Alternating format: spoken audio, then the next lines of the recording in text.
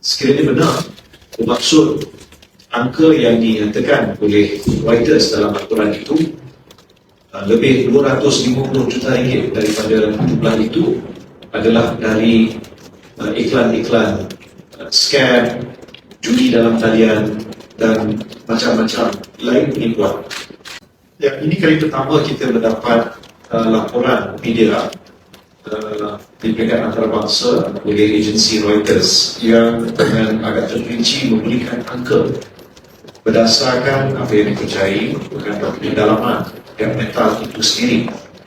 Sekiranya benar, ini amat membimbangkan kerana memberi bayanan bahawa antara sumber keuntungan bagi mental itu adalah aktiviti haram, aktiviti yang melanggar undang-undang termasuk di Malaysia. Dan saya pernah sebelum ini menyatakan secara terbuka dan dalam Dewan Rakyat mengenai anggaran jumlah keuntungan yang diraih oleh Meta dari Malaysia yang dipercayai sekitar 2.5 trilion ringgit pada tahun 2023 sahaja. Sekiranya benar bermaksud angka yang dinyatakan oleh Reuters dalam laporan itu, lebih 250 juta ringgit daripada jumlah itu adalah dari iklan-iklan scam, judi dalam talian dan macam-macam lain penipuan.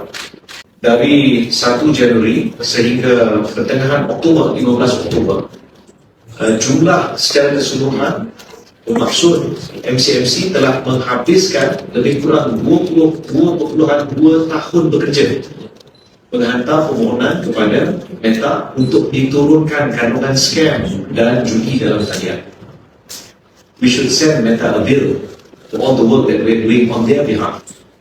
Inilah sebab bila Angkatan Keselamatan dalam Talian atau ONSA berbuat kuasa kelak dalam tempoh yang tidak terlalu lama, platform-platform seperti Meta diwajibkan untuk memastikan kemudaratan dalam talian seperti fraud, scam, judi dalam talian ini tidak lagi dapat disaksikan dalam aplikasi Facebook di Malaysia.